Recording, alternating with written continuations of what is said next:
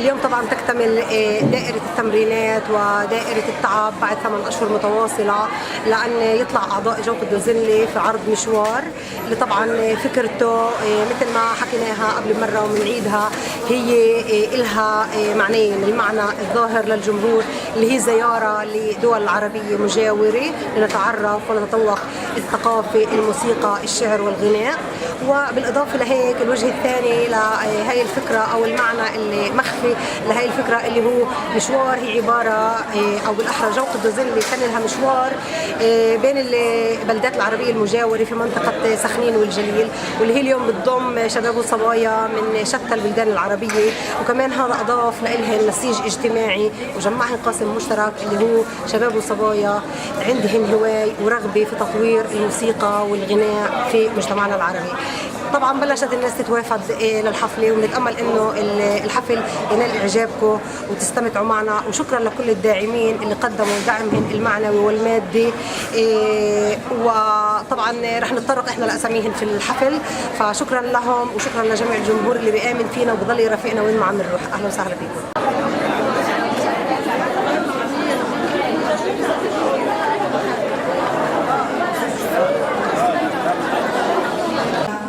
في يديك وقلت له لابن مريم كيف فعلت بنا ما فعلت بنفسك؟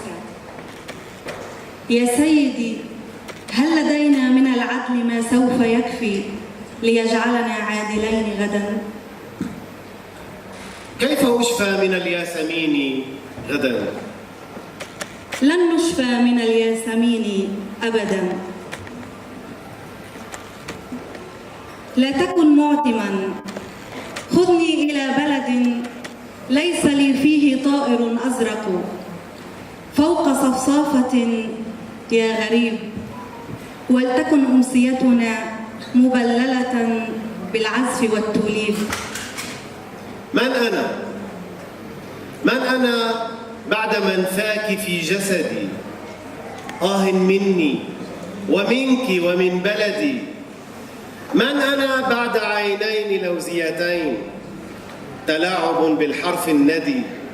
تعالي الآن استجمام في مونديال وفي أعراس، فاللي حضروا معنا إن دل الإشي بدل على قد إيه أنتم مأمنين في جوقة دوزنلي، في أداء جوقة دوزنلي، ووجودكم لنا هون دعم. اسمحوا لي أحكي لكم شوي عن فكرة مشوار. الفكرة هاي راودتنا قبل أكثر من سنة ونصف، وفكرة مشوار إذا بحكي عنها إلها وهي عملة إلها وجهين. الوجه الأول اللي هو كان مصرح فيه ومعلن أمام الجمهور كله أمام الناس، اللي هو زيارة لبعض الدول العربية للتعرف على أغانيها وتذوق موسيقاها وفنونها وحضارتها وإلى آخره، بالإضافة لأنه جبير وياسمين دائما في إلهن ومضات شعرية نثرية ترافق كل أمسية وتلائم المضمون للغناء. الوجه الآخر للعملة اللي هو غير مصرح فيه وإحنا مخبينه، بس بيهمني تعرفوه كلياتكم. طبعا أنا من فعل كثير إنه في ناس كثير هنا، وشكرا لكم.